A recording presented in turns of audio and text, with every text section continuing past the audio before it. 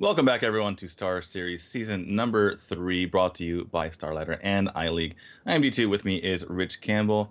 Rich had a pretty good series. Well, I guess it's okay if you're talking from Dr. Heavy's perspective. Nice 3-0 for his side. Nyria falling down a peg there, but getting ready for the next one. It's going to be BunnyHoppor versus Naiman this time. Yeah, and I forecasted a little bit at the beginning, but this is our first of two team matches throughout the day today. So that brings up a few interesting points. I mean, you mentioned it yesterday, I believe, the idea of information that's actually exposed because these players didn't have access to each other's lists. But at this point in the tournament, after you've already played through a day, you've kind of gotten to see everyone play out their decks. You have most of that information. And that is something to talk about in particular when we look at BunnyHoppor's lineup. He had that really wonky shaman list, which he brought, and I think it won its first game. And then after that, he wasn't able to pick up games with it, ultimately losing him a series. At this point, do you think that that deck's just a lot worse, that the information is all out there for Naiman to see as he enters this matchup?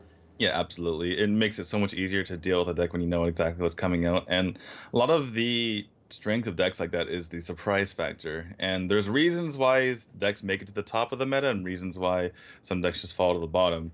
And because people have done a lot of experimenting throughout this, expansion. And the more that you see certain decks come out, the more you know how to play against them, the more you know how to counter what's in there in the first place. And so very rarely do you see, a few months in a deck rise to the top. I think it happens like once per expansion where you have a set meta and then one deck just kind of surprises its way up there because there's people hard at work on making sure that there's new decks that fit into the meta. But other than that, you're not going to usually find it randomly just throwing a deck into a tournament. Well, we've already seen it happen in this meta, and that was widely with the Murloc Paladin. Both of these players going to have that in their lineup. We're seeing that standard rogue band coming out. No surprises there. Did expect to see that. BunnyHoppor going to be able to Oh, play his rogue list. And now, as we talked about that shaman deck, look, that one actually got banned. So that's going to speak to Naiman's lineup here that he chose to ban that. I mean, what do you ultimately think that decision was from? there's a lot of healing in that. There's double Title Search. There's double Hot Spring Guardian, which is a taunt and a heal, which is super cheat if you're Pirate Warrior. So Naiman just worried about his Pirate Warrior being able to get through. And in particular, he wants to leave the Rogue up because that's very nice for him to pick on. Same thing with the Druid. And the Paladin's reasonable as well. It's not like a terrible matchup on his side either. So um, yeah, as far as Naiman is concerned, he just wants his Pirate Warrior to get through. And, the Shaman, it's compared to, if you look at it, his Warrior is so much better against the Rogue versus the Shaman that's kind of that outclasses the percentage difference with his other decks here. Heads up play there then by Naiman to actually ban out that shaman, but an impressive lineup from BunnyHoppor and Naiman as well. This first match going to be absolutely crucial depending on the choices that these two do make. Man, I'm a pretty big fan of both of these guys. I like getting to watch them play quite a bit. We actually got to meet BunnyHoppor in person when we were in China for WESG. That was the first time I really got to talk to him in real life, and pretty interesting guy. He's going to school right now, getting like a really crazy degree. He's just a competitive dude in all walks of life. He was telling me like he plays like volleyball like once a week. So his practice schedule is very regimented, and he's just weaving it in all these aspects of his life. And still, just been kind of blowing up recently on the scene with multiple placings. And I think when did he really blow up? It was probably in 2016, right? The HCT winner prelim, I think. Yeah, that's actually a funny story because the first time I heard about BunnyHoppor was when he qualified for the HCT Winter Championship, I believe. Get to the top 8 there, and they so when you're casting, typically there's like a set thing, right? We're gonna tell you when we jump to this or jump to that, and then there's like this keyword, right? Like we're going to this, and then so that was my first time ever in a studio casting because I was one of the people selected with the So You Think You Can Cast contest, right? And it was my first time being in the host position, and I was sitting there hosting with Savitz and Kibler. So I'm already nervous sitting up there, right? And then all of a sudden they're talking into my ear because they're we don't know what matches we're going to be casting, right? They kind of just pick them up as we go along because it's this huge field, and they're spelling out BunnyHoppor's name in my ear, and it's 11 letters long, and they're like, and then Kibler and Civis are making these points, right? And then they're like, all right, so next we're gonna have X the Sky versus BunnyHoppor, and then they're like BU, and they're spelling out his name in my ear. I'm trying to like listen to it, and then all of a sudden I look over, and Civis and Kibler are smiling at me. I'm like, I'm gonna be honest with you guys. I didn't hear a single thing you said because I'm trying to listen to them spell out the name in my ear. And we're gonna have, I think it was BunnyHoppor going up next. So yeah, get ready for BunnyHoppor, guys. And oh man, well I hope he forgave you. I do also want to point out we're talking about BunnyHoppor having kind of his breakout at those HCT Europe Winter Championships, right? Qualifying for that. Yeah. Naiman won that tournament, so. Naiman's been around for a while, has posted very impressive results, and now we will turn our eyes to this game. It's Naiman versus BunnyHoppor. Yeah, this is a very nice matchup for the Aggro Druid versus the Jade Druid here. Just too fast and gets on the board too quick, but pretty slow start here for Naiman. That's interesting too that you mentioned that also, because the entire Virtus Pro roster basically started out with that HET Europe, right? Because Dr. Hippie was very close to getting to the World Championships at that first event, and eventually got there later, but you know. Yeah, you can make arguments, but one of the strongest lineups right now in competitive Hearthstone. I think that it's pretty hard to pick a team with a stronger lineup. There are a lot of very strong teams right now, and this is an aggressive start from Naiman. Naiman, of course, bringing, I think, the most aggressive lineup of decks in Group A. I think it's fair to say that, and he is going to develop that 8/8 on just turn 3 here. BunnyHoppor now trying to decide how he wants to clean up that minion. He can theoretically take it out right now if he wants to Fail Rage, Wrath, and Face Tank it. And it seems pretty risky. You're taking yourself down pretty low. But one thing that's kind of paradoxical about this Aggro Druid is that they don't have much burst if they don't have a board. So as long as you just keep clearing their board, you can get down pretty low and know you're pretty safe still. Yeah, I agree with you there. I feel like you may as well just take that 8 damage once here. It is annoying that you do have to do it in this fashion because you're putting quite a few cards into that 8/8. But if you look at it from the card standpoint, he did have to innervate it out, right? So you're pretty much 2 for 2ing. Yeah, Aggro Druid, the way it works, is they barf out all the cards as quickly as they can and hope that they can win off of that. And if they don't, they lose. But typically, a lot of times they do, but if they don't, they just lose. So yeah, and I expect to see, as you put it, Naiman follow that line here and try to barf out 2 cards here. I think that's probably the strongest line. Dropping down the Bloodsail Corsair and also dropping the Fledgling. You did just see the Wrath as well, so you know it's a little bit harder to deal with that Fledgling. And we've seen just how bonkers that card can be if there isn't an answer the turn that it's played. I think he's considering holding back the Bloodsail Corsair because that does draw the patches, and so you're immediately getting 2 minions on the board to power the wild. So he's gonna hold back the Bloodsail Corsair and hope, he hope he doesn't draw the patches, but hope he gets something to combine with the Bloodsail Corsair, because most of his deck is a lot of small minions. So hopefully for his sake, he picks up something that he can combine and just make a board that's really swipe proof. Yeah, exactly. Because if he did commit it this turn, he would have been walking right into that swipe, and he wouldn't have been able to use the power of the wild. So potentially next turn, that's going to be his really nuts play. But let's see, does BunnyHoppor have to commit the swipe here to get rid of the Fledgling, or can he drop that vicious Behemoth, or sorry, Jade Behemoth instead? It's pretty vicious too. I think it he is drops vicious. Jade Behemoth. The issue with the Jade Behemoth is that a lot of times against aggro decks, you'd rather clear the board first and then drop taunts because it makes it harder to get through. So he's thinking like, this might be my best chance to go ahead and do this. And he's looking at Naiman's hand, or kind of envisioning what's in his hand. He's like, okay, that might be Savage Roar. It could also be Power of the Wild or Mark of the Lotus, and you're waiting, and this swipe is never going to get better anyway. There's that Mark of the Lotus, which you just mentioned. Yeah, here we go. This is going to be a big board.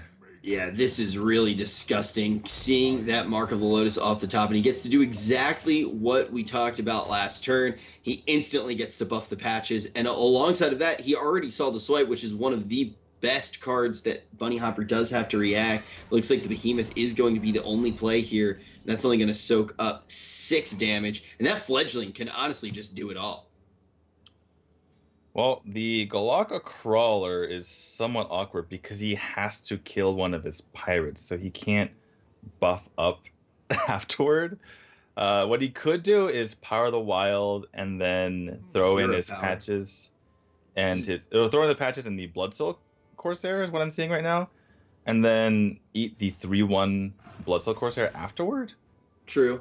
Yeah, that definitely is a potential play. I mean, the fledgling could also just go. You could win the game right now. Yeah. So 5, and then he gets Wind Fury. No, he can't win the game because he wouldn't get enough. He can't get attack damage and Wind Fury at the same time, but he could get very close. Well, couldn't he have? I'm trying to see. He had 6 damage with the other minions. If the fledgling, it's such an all-in play, but if fledgling gets Wind Fury, you could hero power. You could fledgling hero power into the behemoth. He has to. The fledgling has to hit face in order to adapt. It can't just hit a. Oh, that's a mistake on my part. I haven't played that card in a little bit. Okay, so fledgling is going to get the stealth here. That is going to give it some pretty solid protection. But it can't. Again, it has to attack face. So this Primordial Drake could just finish out the game here. Oh my goodness! It's a great answer after you've seen the Primordial Drake as well. Oh my goodness. That is the one card that Naiman was looking for. By the way, this is correct order, and Firebet mentioned this yesterday. You do get the 7 treants onto the field even after your hero power. It's just how much mana do you have available. Yeah, it blows up all of the mana crystals, not just full mana crystals, and turns them into those 2/2s with Death Rattle. Generate a mana crystal. Auctioneer, last line of defense for BunnyHoppor here. Oh, wow. Nice grab. Yes, the Earthen Scales. That Earthen Scales could just be... let's see how much deeper into his deck he does get here. I guess he's going to put it onto his Primordial Drake. Fair enough. Does make it so 2... at least a hero power and a treant has to get in. I think that's the one thing that makes it a little bit weaker is the hero power is an option here for Naiman. So not necessarily committing an extra treant there. He could go face, speaking of BunnyHoppor, because Naiman has to trade in anyway in order to even use his hero power in the first place. Yeah, so killing off a treant doesn't matter in this spot. Since it has taunt, your opponent has to do that anyway. So it does go ahead and do that. If he trades into a treant, he can use his hero power, attack in. That leaves 8, 10, 12. He actually just has lethal, doesn't he? He has lethal on board. I'm counting. Yep. Yeah, he's going to get that mana back. He's going to be able to get through. I think Naiman has a little bit of a smirk. He's like, I have lethal, don't I? He's like, wait a second. What? Got to make sure to count it up yourself, though. Am I? Hold on. 2, 4, 6, 8, 10, 12. And he gets a hero power because he gets to chase one in. Am I missing something here? No. Yeah, I think he's just double checking. You're right. I mean, he could even just toss one in as well. Yeah, as long as he hero powers. What? Huh? Wait, what's going on? Did Naiman just miss lethal? Wait, how did he have...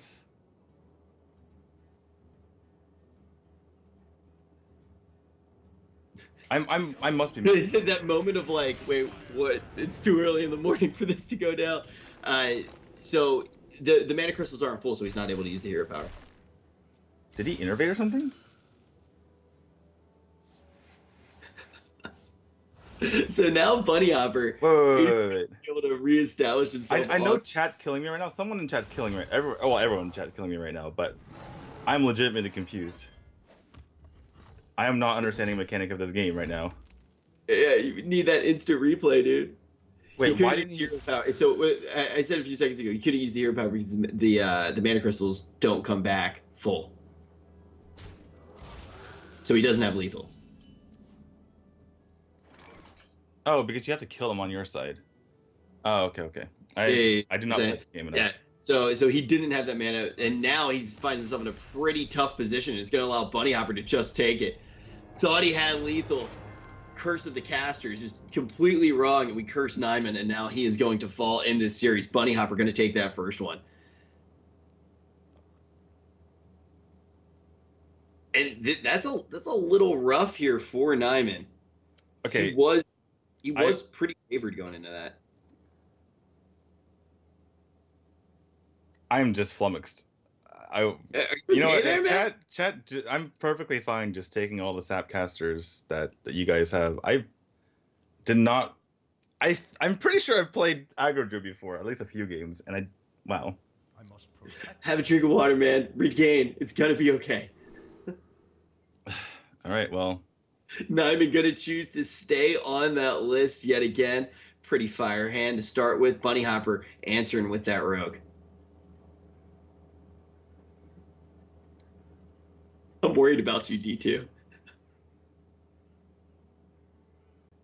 I am just thrown off completely. Has it? Okay, this is so bizarre because has it always been the case that the other side just traded off and I just never got to see that interaction?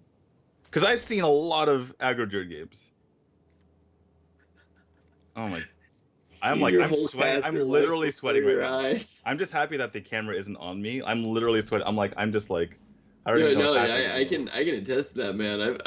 I've seen you in like some terrible situations too. I've never seen you look this rough, but we're gonna get through it, my friend. Naiman now is gonna be on the play here. Oh my god! I want to sap myself right now. Oh, okay. Anyway, I need a breather. Okay. Anyway, I'm okay. I'll survive. Whew, all right. All right, so we're going to see both of the 1-drops coming out here for Naiman. Going to take that early board pressure. BunnyHoppor has a relatively slow hand here. Yeah, that's putting it lightly. I'm trying to be friendly here. The 3-drop in his hand is a 2/2 unless he gets something. The Sherazin is a very nice anti-control card. The Gadsden's aren't doing anything for him. I think this game just over. Unless BunnyHoppor needs to top deck for the next 3 turns to even have a chance. And that is a lot of turns, especially with the pressure that the Druid is going to be putting on in these early turns of the game. I'm not exactly sure what that draw sequence would have to look like here. We might see this series get knotted up at 1-1. Hallucination's going to be off the top here. It needs something pretty nice from this Druid class. I mean, what do you even want here out of the Druid class? Well, you get a 2/2, I suppose. Hey, that's good enough, right? It is something on the board, but it is something that Naiman can deal with pretty easily here while still leaving minions behind.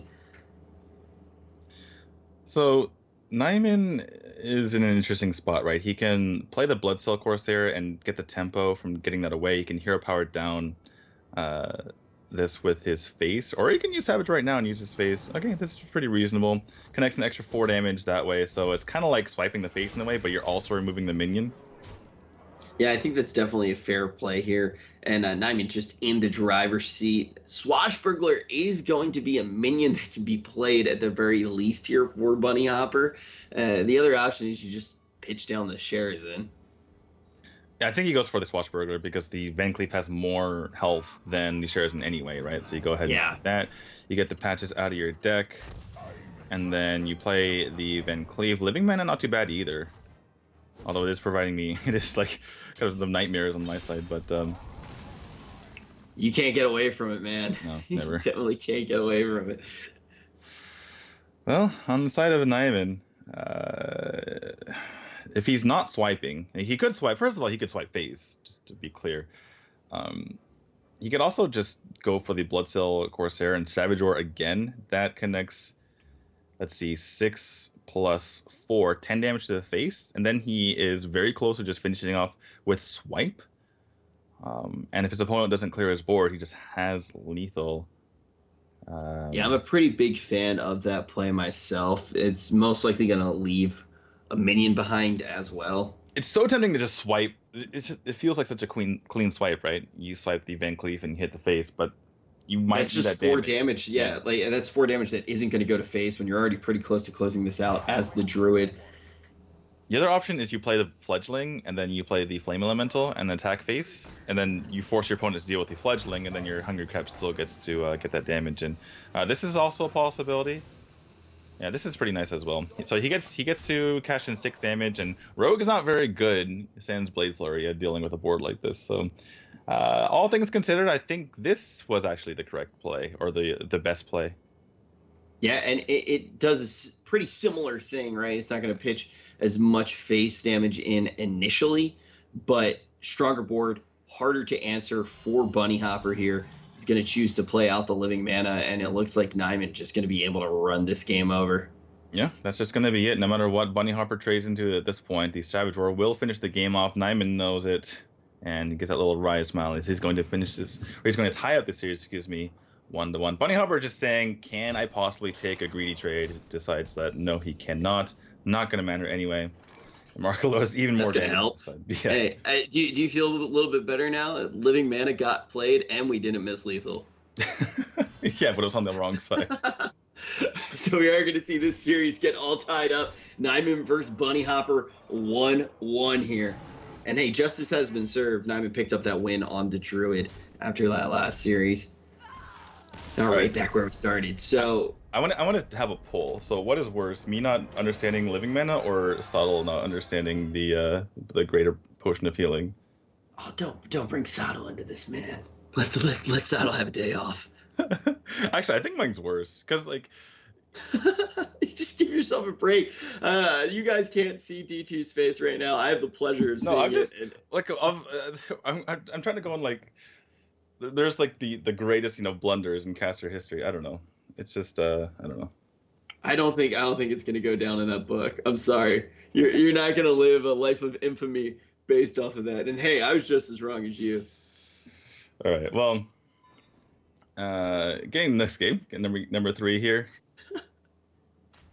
We are gonna see Paladin mirror matchup here. Vilefin Inquisitor gonna be in the hand of Naiman to start things off.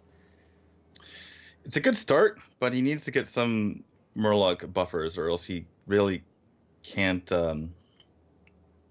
push that lead.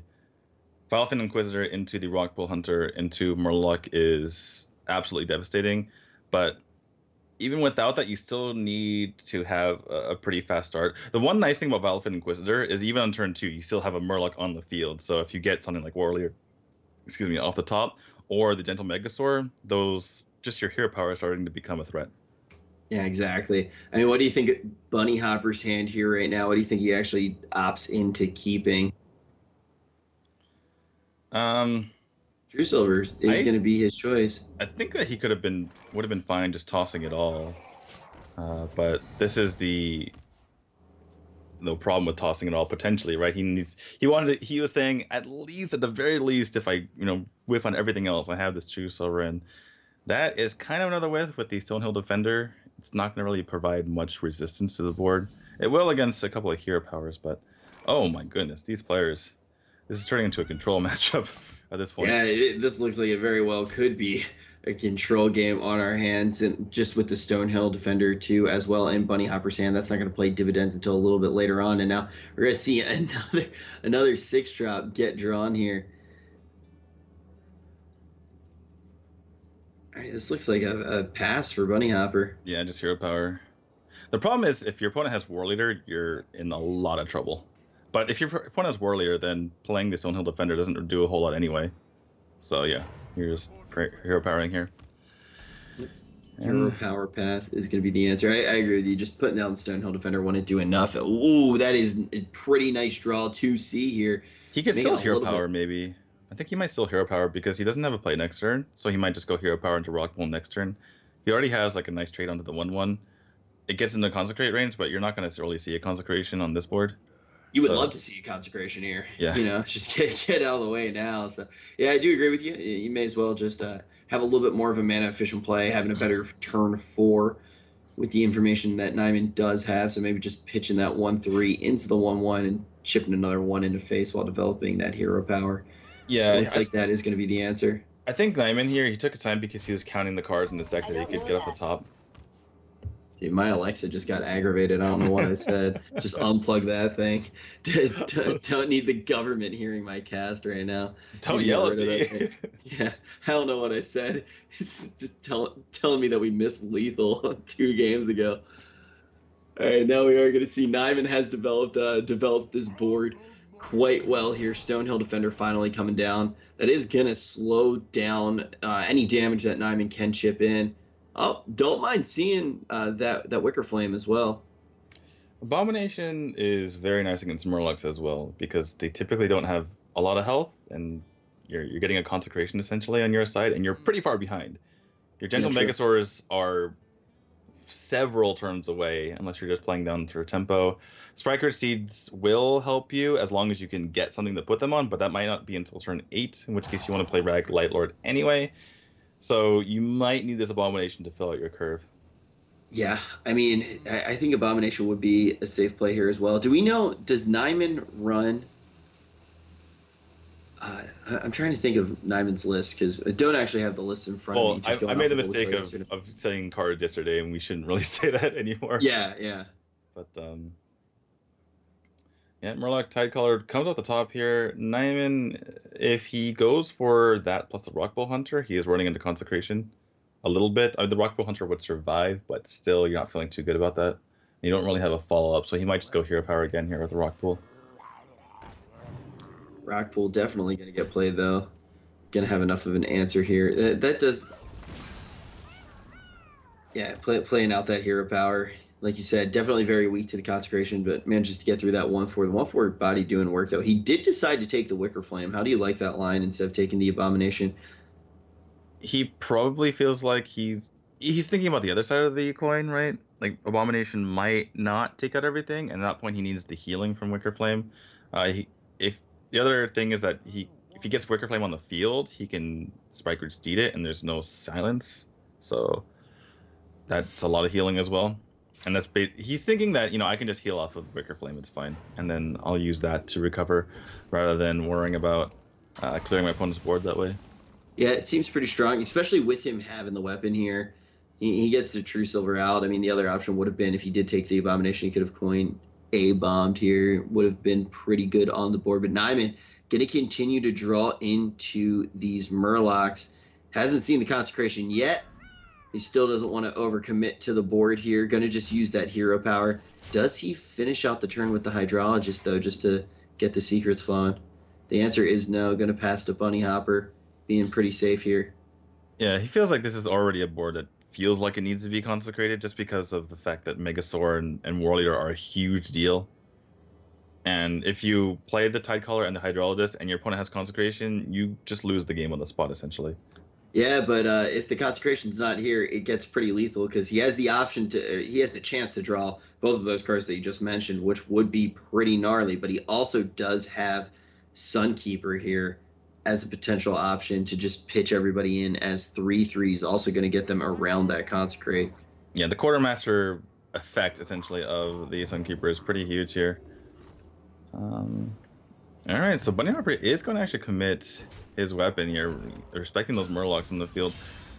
And are we going to see the Sunkeeper? It's a pretty... Well, okay, now he's picked up the True Silver, so that makes a big difference. Yeah, I think you have to kind of play the True Silver here. That said, if you play the True Silver, you're tossing the rest of your Murlocs and potentially into the Rock Pool. I guess you could just go all face, but if you play True Silver and Hydrologist and go all face, then you're a bit weak to Consecration once more.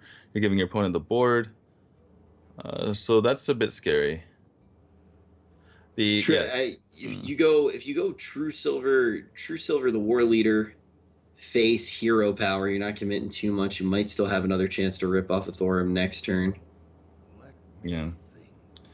The issue with Sunkeeper Terram here, he's gonna go for it, which I don't mind. The only problem is you don't have it for the future, right? To deal with the larger minions like Tyrians and even things like have been Spikeridge cheated. But gonna deem this his tempo play. He has pretty strong turns going forward, particularly with that Spikeridge Steed. So gonna make this his power turn right now. Hydrologist is going to be the answer, and this is one of the first. We haven't seen too many Murlocs coming into the hand of BunnyHoppor. I mean, all of them have kind of been coming in a little late, and this is the last one that he does have here at his disposal, and he's still holding on to both of those Megasaurs. Yeah, he really just needs a Violent Inquisitor to start getting the Murloc hero power. Getaway code is very nice here. I don't really imagine you play. I guess Repentance is the only other option potentially, but you're coming up on your opponent's turn 7, which he's not gonna do a whole lot. So I imagine it's Getaway Kodo plus the Wicker Flame here. It's a pretty nice combination. Yeah, Just and get an that extra is Wicker what we're Flame. gonna see. Yeah, getting an extra Wicker Flame, and then you're gonna still go for using the Spike Ridge Steed combo with Wicker Flame. Well, Naiman doesn't really have anything to do about this particular situation if he wants to play around Getaway Kodo. You can't really just kill the Hydrologist, and even if you did, it's still not a horrible card for BunnyHoppor to get back. Yeah, you just get another Getaway Kodo. It's you're gonna get a secret that does something. That's one of the reasons I think Hydrologist just ended up being such a great card and a staple in this archetype, just because the secrets that are left, you would never put them in your deck. But when you actually do discover them and choose situationally which one is the best depending on the matchup, you're always going to get something that's super playable. Well, Naiman doesn't have the greatest of options here. Spike Ridge Steed is kind of a thing. He's curious whether one of these is Get Down as well, or the Secret is Get Down, excuse me. I'm going to go ahead and trade it and see what it is. He might not... The thing is, if he attacks in and it's Redemption, by the way, in Centurion, if he attacks in right now and it's Redemption, then he's giving the Wicker Flame, Wind Fury in a sense. So he's not really wanting to attack in with that. And gonna go ahead and play Repentance into his opponent's potential coin into 8-drop. Was tempting to play the Getaway Kodo there because you'd love to have a Sunkeeper or the Stonehill Defender back, but if there was an AoE effect, then you're getting a 1/1. So plays for the safer option, which is to force your opponent to not have a power play here. BunnyHoppor now, he's just in such a tough position. He kind of has been the whole time, but I think you just kind of rip off that Spike Ridge Steed. Yeah, that's the reason why he picked this Wicker Flame in the first place. And then you still have you're still in the position where you just can kind of get it back and Spike Ridge Steed it again. It looks like it could be a pretty nasty series of events. The awkward thing here for BunnyHoppor is that he really doesn't want to give his opponent another Stonehill Defender, if that is indeed Getaway Kodo. So he'd rather just not attack in at all. And see this Repentance now, so now he needs to just go. I think he already made up his mind that he's going to play the Sentinel Megasaur, so that's why he's doing it so quickly. He doesn't want to be thinking about it. Yeah, as the rope is going down here, that does kind of appear to be the situation. You still should be able to get that Wicker Flame and then go into the Steed here. He's pretty good on health, so he's not really worrying about that combo so much.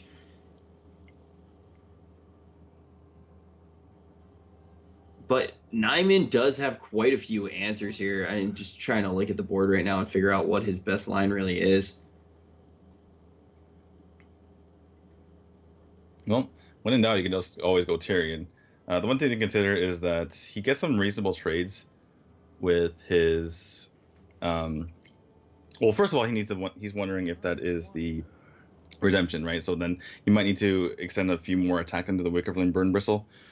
And then after that, once he figures that out, he might want to buff up his Oracle here in order to trade into the Gentle Megasaur potentially.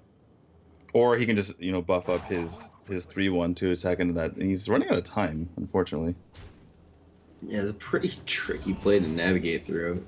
A bunch of different lines that he could go down. He is finally going to crack that secret and see that it is the Getaway Kodo. Another Wicker Flame going to be in the hand of BunnyHoppor. That rope is burning down, though, and needs to figure out his play quickly. He's trading just about everything into the board here. Going to finish it off with that Primordial Drake that was in his hand. That's going to be enough to clear off the board. I was looking at that for a while, trying to decide if it was worth playing it, and it definitely does look strong after it is all said and done. We could see BunnyHoppor invest the coin here and just go Wicker Flame Spike. What do you think of that line? Just buffing the Wicker Flame? Yeah, Wicker Flame Spike Ridge is pretty annoying because you're getting that up to a 4 attack, which your opponent has to get into, or has to attack into, kind of a super Sunwalker in a sense. The Rag is also pretty annoying as well, but then you're kind of susceptible to Aldor we see in Naiman's hand he actually has the perfect answer to deal with the Rag right now. So might be tempting to go for the Wicker Flame right now because of that Divine Shield. It's even with an Eldar effect, you're not, you know, too far behind, but it's going to go for the Light Lord and going to get pretty punished. Yeah, I think it's pretty clear. We know the first card that Naiman is going to be playing here, having that answer in the Aldor Peacekeeper.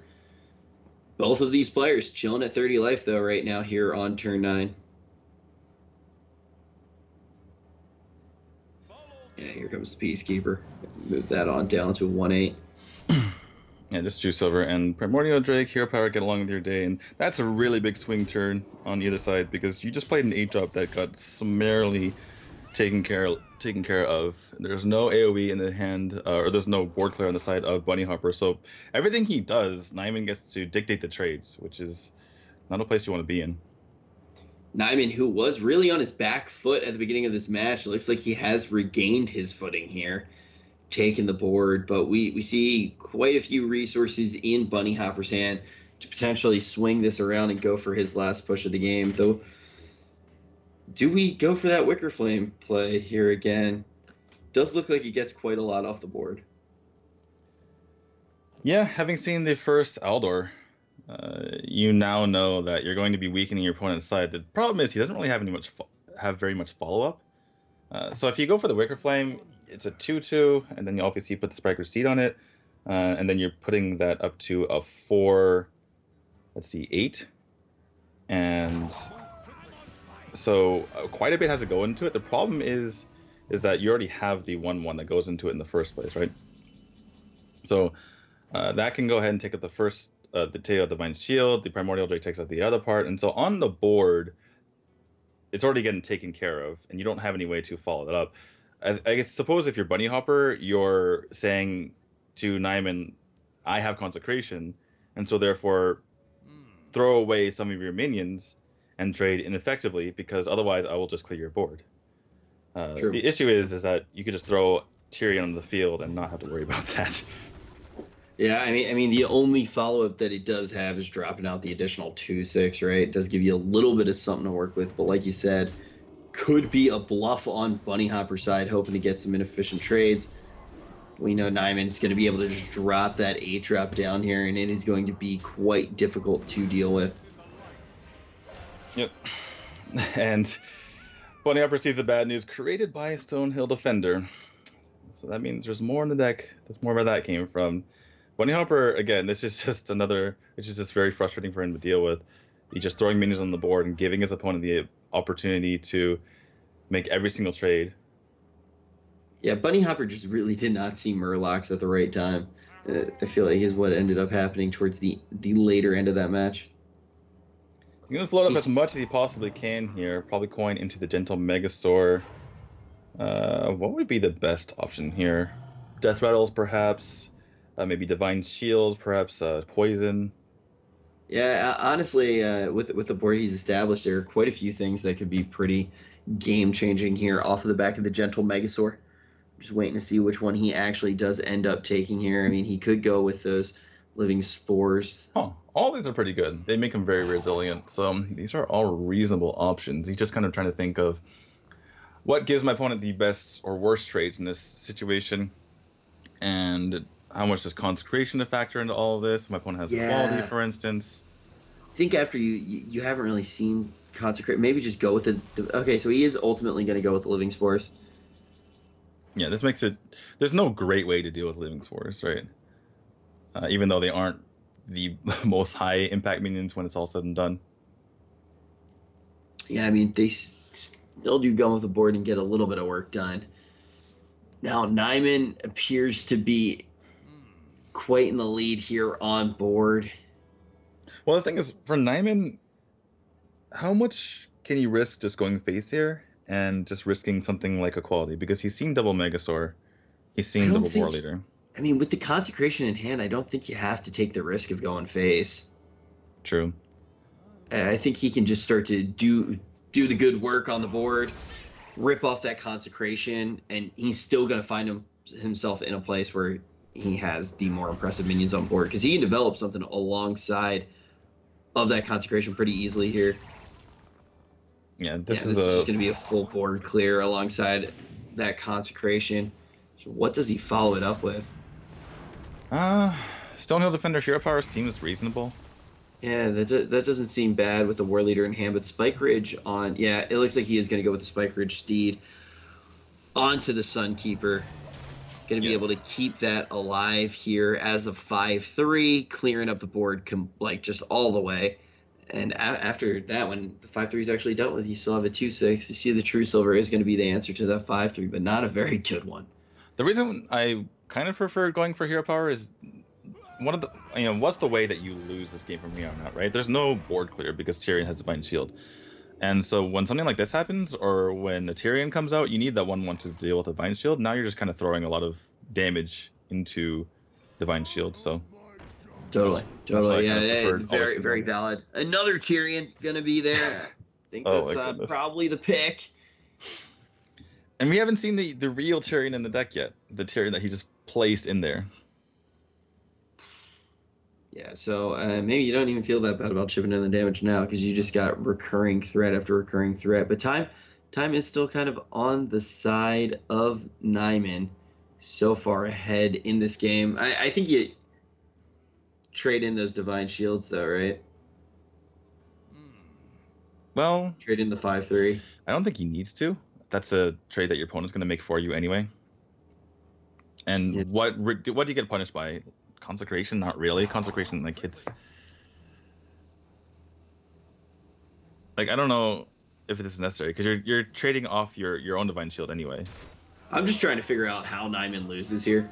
That's kind of the main thing. He is going to trade those Divine Shields and drop that Murloc Tidecaller. It looks like he's going to round that out with a Hero Power. He doesn't need to commit anything else this time around.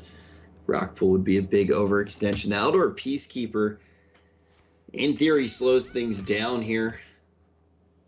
Yeah, not the worst card here for BunnyHoppor. He's just so far behind, though. He needs a board clear. He doesn't even have one piece of that. Yeah. Now we're going to see the 5/3 turn into a 2/6. Outdoor Peacekeeper going to get played on Tyrion. But still, it's like there's almost... I'm trying to think of the actual outs. Oh, all right. That's a fistful of Tyrions. We've seen the smile out of Naiman. Yeah, wow, he's making the cool PogChamp face right now. So how does he get through this Wicker Flame? Or at least the first side of it. If he Hero Powers and goes for Rock, or if he plays 3 Murlocs, then just by itself, his Oracle will be buffed up by 3, and then the Warlord will buff it up high enough to kill the Wicker Flame. So he doesn't even need to buff it up with the Rockpool Hunter. He can buff something else like the Murloc War Leader, and that's also safe against his opponent's True Silver.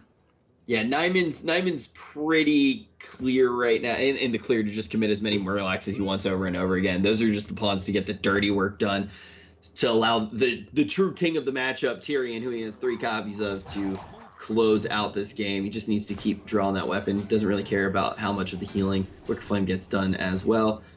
Now he's just going to tick up towards inevitability. Yeah, this is really... The trades work out perfectly here for Naiman. Gets to keep his recruit alive and take out the Stegodon. Tyrion takes out a 1/1. And again, BunnyHoppor just... He needed something very nice off the top here, and this is not it at all. Yeah, it looks like Naiman going to be able to take up that mirror matchup and pull ahead in this series now, 2-1. It's not over yet, but 3 Tyrions, pretty good recipe for success in my book. Yeah, and the thing here for Naiman is he's already seen double Megasaur, right? He's already seen double War Leader as well. So he's seen those snapback mechanics, right? Yeah, there's very little risk other than perhaps equality to leaving these up. And even with equality, you still have just multiple Tyrions, so you're not even really worried about equality either. It has to be equality into some other card, which I don't even know what... If BunnyHoppor could pick his next cards, I don't know if... I think he'd still lose. Yeah, that's kind of I felt that way for like 3 turns now almost. Actually just trying to figure out what the outs were. And now Naiman just going to make sure he is doing everything by the books here, clearing off that board, developing the hero power, following it off to end the turn out with a full strength Tyrion. Yeah, he's just making sure that nothing crazy happens, just sealing out the game, but there is really no way that he can possibly lose. Harrison hits the field, but he can't even kill off the Tyrion to get the three draws in the first place. That is just salt in the wound. drawing the Harrison at this point, because it's almost so great. And this is just going to finish things off. Gets the Ashbringer, and yeah, BunnyHoppor is saying, no matter what happens here, I can't draw cards fast enough. I'm going to die in 2 turns. Naiman takes a 2-1 lead. Yeah, no, Naiman is ahead in the series, so he's got to win it on his last deck, which is going to be that Pirate Warrior. And the Rogue is still there for BunnyHoppor, so this is looking pretty good for Naiman. Yeah, absolutely. That's basically the reason why you bring Pirate Warrior in the first place, is there's going to be a matchup most likely that you can take advantage of. It's kind of hard to bring 4 separate decks that are good against Pirate Warrior that are also just good standalone decks that will defeat your other decks as well. So, you know, typically it'll find a way to get through, and it's very risky to specifically target one deck in that fashion. Keeps the upgrade, which is interesting to me.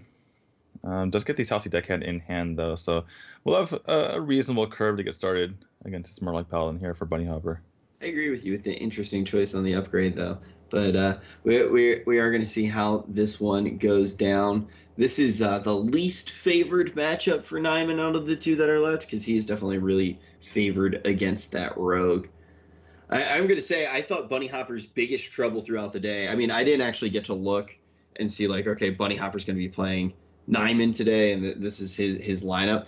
He's also playing Frozen a little bit later on to actually close out the day. But I thought that BunnyHoppor's biggest problem was going to be that Shaman deck for sure. But now he's looking like he is in a pretty terrifying place, and the Shaman was the list to get banned out. Well, BunnyHoppor brought it for a very specific reason, right? To be able to counter some of the more aggressive decks. And so it becomes a problem when your opponent doesn't bring any aggressive decks because they just don't need to worry about it in the first place. And they can just actually, conversely, prey on it. But when he plays against Naiman, obviously Naiman's worried about his aggressive decks being able to be defeated by that. So it kind of ends up working out poorly for him regardless, because either they beat it or they just ban it.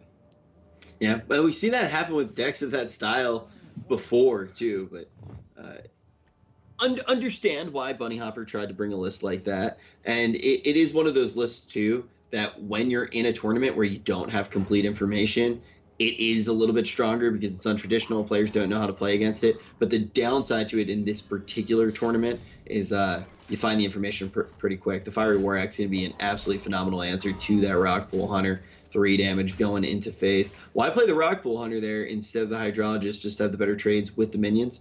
Yeah, he didn't know there's Fiery War Axe in hand. The Hydrologist just trades with the Saucy Deckhand, and you're kind of still behind on board. And then the Rockpool has to be played out naked anyway, right? So you might as well just put it out right now and see if it can't pick up some nice trades here. But fortunately for him, that is not the case, and he's not under a lot of pressure here. Yeah, every now and then the right play does get shut down, and now the choice for BunnyHoppor is between Eye for an Eye, Repentance, and Getaway Kodo. I think you just take the Getaway Kodo. Yeah, I think that's probably the best pick here. Fiery War Axe can continue to just do work as well. Upgrade into good old Pirate.